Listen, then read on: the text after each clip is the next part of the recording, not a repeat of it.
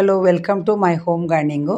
ನೀವು ಇಲ್ಲಿ ನೋಡ್ತಾ ಇರೋ ವಿಡಿಯೋ ತೋಟಗಾರಿಕಾ ಮೇಳ, ಹಾರ್ಟಿಕಲ್ಚರ್ ಡಿಪಾರ್ಟ್ಮೆಂಟ್ ಬಾಗಲಕೋಟೆ ವತಿಯಿಂದ ಡಿಸೆಂಬರ್ 21, 22, 23ನೇ ತಾರೀಕಿಗೆ ತೋಟಗಾರಿಕಾ ಮೇಳ ಹಮ್ಮಿಕೊಂಡಿದ್ದರು.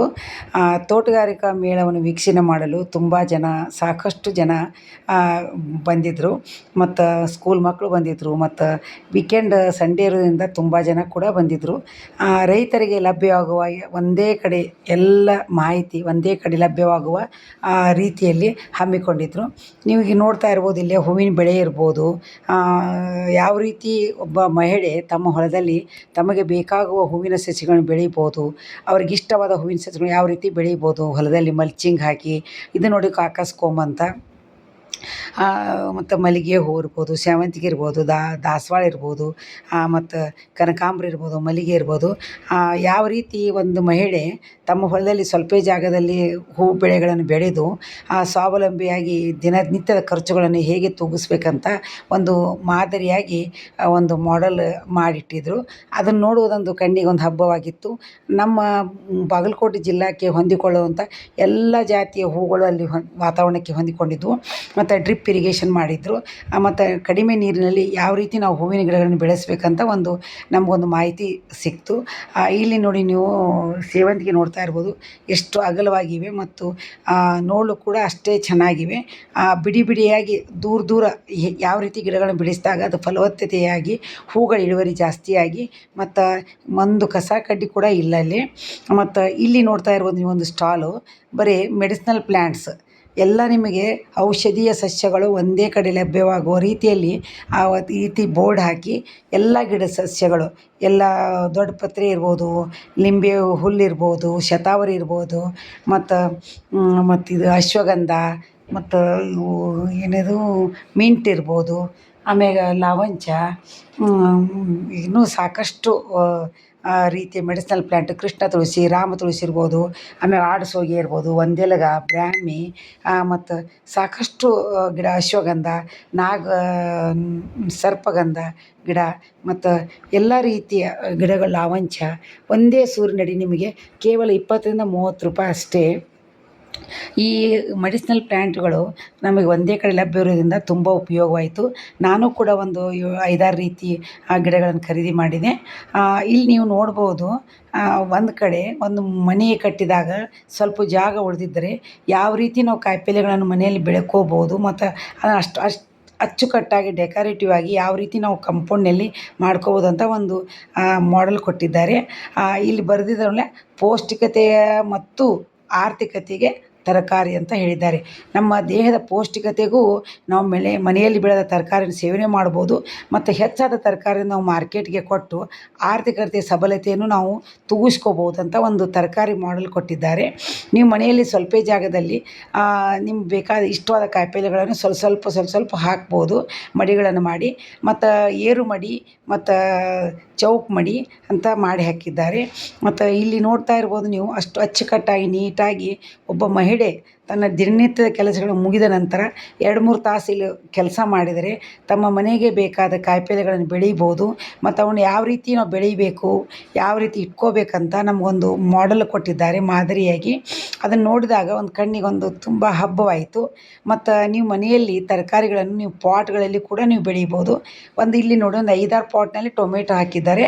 ಟೊಮೆಟೊ ಹಾಕಿ ಅದಕ್ಕೆ ಡ್ರಿಪ್ ಇರಿಗೇಷನ್ ಮುಖಾಂತರ ನೀರನ್ನು ಕೊಡ್ತಾ ಇದ್ದಾರೆ. ನೀವು ಊರಿಗೆ ಯಾವಾಗಾದರೂ ಒಂದು 4-5 ದಿನ ಹೊರಗಡೆ ಹೋದಾಗ ಈ ರೀತಿ ನೀವು ನೀರಿನ ಸಿಸ್ಟಮ್ ಮಾಡಿಟ್ಟೋದ್ರೆ ಹನಿ ನೀರಾವರಿಯಿಂದ ನಿಮ್ಮ ಗಿಡ ಚೆನ್ನಾಗಿರುತ್ತೆ ನೀವು ಬರುವವರೆಗೂ. ಇಲ್ಲಿ ನೋಡಿ, ನೀವು ವರ್ಟಿಕಲ್ ಗಾರ್ಡನ್ ಕೇವಲ ಬಾಟ್ಲಿಯಿಂದ, ನೀವು ಬೀಸಾಡುವ ಬಾಟಲಿ, ಯಾವಾಗಲೂ ಯೂಸ್ ಇನ್ ಥ್ರೋ ಬಾಟ್ಲಿ ಇರ್ತಾವಲ್ಲ, ಅದರಲ್ಲಿ ನೀವು ಕೋಕೋಪೀಟ್ ಹಾಕಿ ನಿಮಗೆ ಇಷ್ಟವಾದ ಲೀಫಿ ವೆಜಿಟೇಬಲ್ಸ್ ಅಂದರೆ ಎಲೆ ತರಕಾರಿಯನ್ನು ನೀವು ಬೆಳಿಬೋದು. ಕೇವಲ ಕೋಕೋಪೀಟ್ನಲ್ಲಿ ಬರೀ ನೀರು, ಕೋಕೋಪೀಟ್ ಅಷ್ಟೇ, ಮತ್ತೇನಿಲ್ಲ. ಇವು ಸಸಿ ಅಂದರೆ ಏನಿಲ್ಲ, ಒಂದು 2 ತಿಂಗಳು 3 ತಿಂಗಳೊಳಗೆ ಹೋಗ್ಬಿಡ್ತಾವೆ, ಇಲ್ಲಾಂದ್ರೆ ಭಾಳ 1 ತಿಂಗಳು ಇರ್ತಾವೆ. ಅದರಲ್ಲಿ ನೀವು ಸಣ್ಣ ಸೊಪ್ಪುಗಳನ್ನು ಬೆಳಿಬೋದು, ನಿಮ್ಮ ಮನೆಗೆ ಬೇಕಾದ ಬೆಳಿಬೋದು, ಮತ್ತು ಅದನ್ನು ತೂಗು ಹಾಕ್ಬೋದು. ಇದರಿಂದ ಏನಾಗುತ್ತೆ ಅಂದರೆ ಕಡಿಮೆ ಜಾಗದಲ್ಲಿ ಹೆಚ್ಚು ಇಳುವರಿ ಬರುವಂಥ ತರಕಾರಿಗಳನ್ನು ನೀವು ಮನೆಯಲ್ಲಿ ನೀವು ಮಾಡ್ಬೋದು. ಮತ್ತು ಇದು ನೋಡಲು ಒಂದು ಜೋಕಾಲಿ ಟೈಪ್ ಇರುತ್ತದೆ. ಇಲ್ಲಿ ನೋಡಿ ನೀವು, ಈ ರೀತಿ ನೀವು ಕಂಬ ಕಟ್ಟಿ ಜೋತ್ ಬಿಟ್ಟಾಗ ಕಡಿಮೆ ನೀರಿನಲ್ಲಿ ತರಕಾರಿ ಬೆಳಿಬೋದು, ಕಡಿಮೆ ಜಾಗದಲ್ಲಿ. ಇಲ್ಲಿ ನೋಡಿ ನೀವು ನೆಲದಲ್ಲಿ ಏರು ಮಡಿ ಮಾಡಿ ನೀವು ಪಾಲಕ್ ಸೊಪ್ಪನ್ನು, ಬಸಳೆ ಸೊಪ್ಪು ಮತ್ತು ಮೆಂತ್ಯ ಬೆಳಿಬೋದು. ಮತ್ತು ನೀವು ತರಕಾರಿಗಳನ್ನು ಹೂಕೋಸು, ಎಲೆಕೋಸು ಬೆಳಿಬೋದು. ಈಗ ಹೂಕೋಸು, ಎಲೆಕೋಸು ಎಲ್ಲಿ ಸಿಗ್ತಾವೆ ಅಂತ ನೀವು ಅನ್ಬೋದು. ಆ ನರ್ಸರಿಯಲ್ಲಿ ಮಡಿ ಮಾಡಿರ್ತಾರೆ. ಕೆಲವೊಂದು ಸಸಿಗಳನ್ನು ಕೇವಲ ₹2, ₹1 ಸಸಿ ಸಿಗ್ತಾವೆ. ಅವುಗಳನ್ನು ತೆಗೆದುಕೊಂಡು ಬಂದು ಈ ರೀತಿ ನೀವು ಹಚ್ಚಿದಾಗ ನಿಮ್ಮ ಮನೆಯಲ್ಲಿ ಎಲ್ಲ ಥರ ಕಾಯಿಪಲ್ಯಗಳನ್ನು ನೀವು ತಿನ್ಬೋದು ಮತ್ತು ಆರೋಗ್ಯಯುತವಾಗಿ ನೀವು ನಿಮ್ಮ ದೇಹವನ್ನು ಕಾಪಾಡ್ಕೊಳ್ಬೋದು. ಇಲ್ಲಿ ನೋಡಿ ನೀವು ಕಟ್ಟಾದ ಬಾಟ್ಲಿ, ಒಂದು ಬಾಟ್ಲಿಯಲ್ಲಿ 2 ತುಂಡು ಆಗ್ತಾವೆ. 2 ತುಂಡಾದಾಗ ನೀವು ಈ ಥರ ವರ್ಟಿಕಲ್ ಗಾರ್ಡನ್ ಮಾಡಿ ಇದನ್ನು ಕೋಕೋ ಪೀಟ್ ಹಾಕಿ ನೀವು ಕೊತ್ತಂಬರಿ ಸೊಪ್ಪು, ಮೆಂತ್ಯ ಸೊಪ್ಪು ಬೆಳಿಬೋದು. ಒಂದು ಪೈಪ್ ಇದೆ, PVC ಪೈಪ್ನಲ್ಲಿ ಈ ಥರ ಕಟ್ ಮಾಡಿ ನೀವು ಕೋಕೋ ಪೀಟ್ ಹಾಕಿ ಈ ಥರ ನೀವು ಸ್ಟೆಪ್ ಬೈ ಸ್ಟೆಪ್ ತರಕಾರಿಗಳನ್ನು ಕೂಡ ನೀವು ಬೆಳಿಬೋದು. ಕಡಿಮೆ ನೀರು ಹೋಗುತ್ತದೆ ಮತ್ತು ಸ್ವಲ್ಪ ಜಾಗದಲ್ಲಿ. ನೋಡಿ ಇಲ್ಲಿ ಟಯರ್ನಿಂದ ತೋರಿಸಿದ್ದಾರೆ ಯಾವ ರೀತಿ ನಿಮ್ಮದು ಮನೆ ಕಾರ್ನರನ್ನು ಡೆಕೋರೇಟಿವ್ ಆಗಿ ಮಾಡ್ಕೋಬೋದು ಮತ್ತು ಅದರಲ್ಲಿ ಯಾವ ರೀತಿ ಕಾಯಿಪಲ್ಯಗಳನ್ನು ಹಚ್ಚಬೇಕಂತ ಒಂದು ಮಾದರಿಯಾಗಿ ತೋರಿಸಿದ್ದಾರೆ. ಟೊಮೆಟೊ ಸಸಿಗಳನ್ನು ಹಾಕಿದ್ದಾರೆ, ಲೀಫಿ ವೆಜಿಟೇಬಲ್ಸ್ ಹಾಕ್ಬೋದು ಮತ್ತು ಇಲ್ಲಿ ಗ್ರೋ ಬ್ಯಾಗ್ನಲ್ಲಿ ಕೂಡ ನೀವು ತರಕಾರಿಗಳನ್ನು ಬೆಳಿಬೋದು ಅಂತ ಒಂದು ಮಾಡೆಲ್ ಕೊಟ್ಟಿದ್ದಾರೆ. ನೀವು ಈ ರೀತಿ ನೀವು ಕಾಯಿಪಲ್ಯಗಳನ್ನು ಬೆಳೆದಾಗ ನಿಮಗೊಂದು ಐಡಿಯಾ ಬರ್ತದೆ ಯಾವ ರೀತಿ ನಾವು ಕಾಯಿಪಲ್ಯ ಬೆಳೆಯೋದು. ಮೊದಲನೇ ವರ್ಷ ನಿಮ್ಗೆ ಅಷ್ಟು ಸರಿಯಾಗಿ ಮಾಹಿತಿ ಸಿಗಲಿಲ್ಲ ಅಂದರೂ ಮಾಡ್ತಾ ಮಾಡ್ತಾ ಹೋದಂಗೆ ನಿಮ್ಗೆ ಅದರ ಅನುಭವ ಹೆಚ್ಚಾಗಿ ನೀವೇ ಇನ್ನೊಬ್ಬರಿಗೆ ಮಾರ್ಗದರ್ಶನ ಕೊಡುವಷ್ಟು ನೀವು ಪ್ರಬಲರಾಗ್ತೀರಂತ ಹೇಳ್ಬೋದು. ಇಲ್ಲಿ ನೋಡಿ ನೀವು ಮನೆಯಲ್ಲಿ ಉಳಿದ ಇಟ್ಟಂಗಿಗಳನ್ನು ಇಟ್ಟು ಮಣ್ಣು ಹಾಕಿ ಈ ರೀತಿ ನೀವು ಮೆಂತ್ಯ ಸೊಪ್ಪನ್ನು ಬೆಳೀಬೋದು. ಮತ್ತು ಪಾಟ್ನಲ್ಲಿ 3-4 ಬದನೆ ಸಸಿ ಹಾಕ್ಕೊಂಡ್ರೆ ಒಂದು ಫ್ಯಾಮ್ಲಿಗೆ ಬೇಕಾಗುವಷ್ಟು, ಒಂದು ಕುಟುಂಬಕ್ಕೆ ಬೇಕಾಗುವಷ್ಟು ಕಾಯಿಪಲ್ಯ ನೀವು ಬೆಳ್ಕೊಳ್ಬೋದು. ಅಟ್ಲೀಸ್ಟ್ ಒಂದು 5 ಪಾಟ್ನಲ್ಲಿ ನೀವು ಬದನೆಕಾಯಿ ಹಚ್ಚಿರಿ, ನಿಮ್ಮ ಒಂದು ಕುಟುಂಬಕ್ಕೆ ಬೇಕಾದ ಬದನೆಕಾಯಿ ನಿಮ್ಗೆ ಸಿಗುತ್ತದೆ. ಈಗ ನೋಡಿ ಬದನೆಕಾಯಲ್ಲಿ ತುಂಬ ಹಲವಾರು ಜಾತಿ ಸಸಿಗಳು ಬಂದಿವೆ. ಕೆಂಪು ಬದನೆ, ಉದ್ದನ ಬದನೆ, ದುಂಡು ಬದನೆ ಮತ್ತು ಸೀಮೆ ಬದನೆ ಅಂತ, ಕಾಡು ಬದನೆ ಅಂತ. ಈ ರೀತಿ ನೀವು ತರಕಾರಿಗಳನ್ನು ಕಡಿಮೆ ಜಾಗದಲ್ಲಿ ವರ್ಟಿಕಲ್ ಗಾರ್ಡನ್ನಾಗಿ ಮತ್ತು ಏರು ಮಡಿ ಮಾಡಿ ಮತ್ತು ಬಿದಿರಿನ ಕಂಬಗಳನ್ನು ಹಾಕಿ ದಾರ ಕಟ್ಟಿ ಬೆಳೆಸ್ಬೋದು. ನೀವು ಕಾಯಿಪಲ್ಯ ಮಾಡಿದ ತೋಟದಲ್ಲಿ ಒಂದು ಜೇನುಗೂಡನ್ನು ಸಹ ನೀವು ಇಡ್ಬೋದು. ಯಾಕಂದರೆ ಪರಾಗಸ್ಪರ್ಶ ಸಲುವಾಗಿ ಜೇನು ಹುಳುಗಳು ಆ ಹೂವಿನ ರಸವನ್ನು ಹೀರಲು ಬಂದಿರ್ತಾವಲ್ಲ, ಆವಾಗ ಜೇನು ಸಾಕಾಣಿಕೆ ಮಾಡಿದರೆ ನಿಮ್ಮ ಕಾಯಿಗಳ ಇಳುವರಿ ಜಾಸ್ತಿ ಆಗುತ್ತದೆ ಮತ್ತು ನಿಮಗೆ ಒಂದು ರಾಸಾಯನಿಕ ಮುಕ್ತವಾದ ಜೇನುತುಪ್ಪ ಸಿಗ್ತೈತೆ ಅಂತ ಹೇಳ್ತೀನಿ. ಮತ್ತು ಇಲ್ಲಿ ಹಾರ್ಟಿಕಲ್ಚರ್ ಡಿಪಾರ್ಟ್ಮೆಂಟ್ ವತಿಯಿಂದ ಇಲ್ಲೊಂದು ಇದು ಜಲಪಾತ ಟೈಪ್ ಒಂದು ಮಾಡಿದ್ರು. ಅದನ್ನು ನೋಡ್ಬೋದು ನೀವು. ಪರಮೇಶ್ವರನ ಮೂರ್ತಿ ಇದೆ, ಅಲ್ಲಿ ಮೇಲಿಂದ ನೀರು ಬೀಳ್ತಾ ಇದೆ.